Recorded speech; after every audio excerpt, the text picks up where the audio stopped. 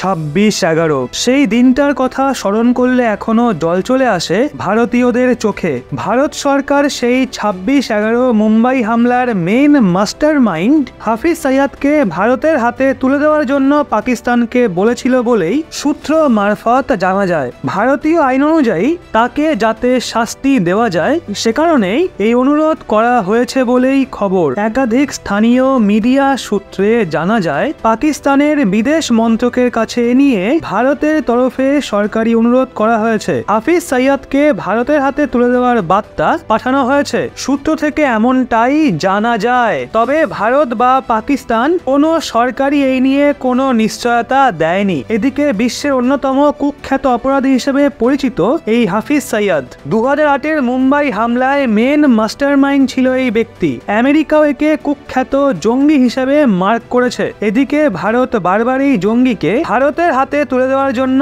পাকিস্তানের কাছে বার্তা পাঠিয়েছে, কিন্তু বারবারই দুই দেশের মধ্যে নিয়ে কমপ্লিকেশন তৈরি হয়। এদিকে সূত্রের খবর 2022 সালের এপ্রিল মাসে পাকিস্তানের আদালতে সইয়াদকে নাকি 31 বছরের কারাদণ্ডের নির্দেশ দেওয়া হয়। তবে হাফিজ সইয়াদ এখন ঠিক কোথায় সেটা এখনো ধোঁয়াশা। বারবারই তার গ্রেপ্তারির খবর শোনা গেছে, বারবারই সে আবার মুক্ত হয়েছে বলেও খবর উঠেছে। তবে তার কঠোর শাস্তির দাবি বারবারই বিভিন্ন মহল থেকে করা হয়েছে। আর এদিকে সেই হাফিজের ছেলে হাফিজ তালহা সাইদ নাকি পাকিস্তানের ভোটে দাঁড়াচ্ছেন। সেই হাফিজের ছেলে এবার প্রার্থী পাকিস্তানের ভোটে। একাধিক সংবাদ মাধ্যমে এই নিয়ে সংবাদ পেশ হয়েছে। আগামী 8ই ফেব্রুয়ারি পাকিস্তানে ভোট, তার আগে চলছে প্রস্তুতি। তবে যেই জঙ্গি নেতা ভারতে হামলার মেন মাস্টার মাইন্ড ছিল সেই হাফিজের ছেলে এবার দাঁড়াচ্ছে পাকিস্তানের ভোটে। এবার হাফিজ তালহা সাইদের সম্পর্কেও একটু কিছু জেনে নিন। লাস্কারি তাইবার নাম্বার 2 হিসেবে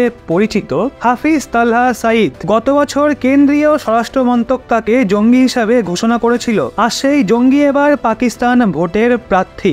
রাষ্ট্রসংঘের জঙ্গিদের যেই লিস্ট রয়েছে তার মধ্যে অন্যতম হিসেবে এই তালহা সাইদকে অন্তর্ভুক্ত করার জন্য ভারত চেষ্টা চালিয়েছে। আমেরিকা এই নিয়ে ভারতকে সমর্থনও করেছে, কিন্তু চীন বারবার ভারতের চেষ্টায় ব্যাঘাত ঘটিয়েছে। হাফিজ তালহা সাইদকে 2019 সালে খুন করার ছককষা হয়েছিল, কিন্তু সেটা ব্যর্থ হয়। সেই সময় এক লস্কর সমর্থক মারা যায়। সেই সময় একটা ফ্রিজের স্টোরে ধর্মীয় জমায়েতে বক্তব্য রাখার সময় বিস্ফোরণ হয়েছিল। লাহোরের এনে 122 সংসদ থেকে মনোনয়ন জমা দিয়েছে তালহা। এই আসন থেকে যিনি ভোটে লড়তে পারেন বলে খবর তিনি হলেন ইমরান খান। তবে বর্তমানে তিনি জেলে বন্দী। এদিকে হাফিজ সইয়াদও বর্তমানে জেলে রয়েছে। 2018 সালে সে আল্লাহু আকবার তেহরিকি পার্টির তরফে 265 আসনে প্রার্থী দিয়েছিল, কিন্তু একটাতেও জয় হাসিল করতে পারেনি। এবার আবার পাকিস্তানি মার্কাজি মুসলিম লীগ বলে অপর একটা পার্টির নাম করে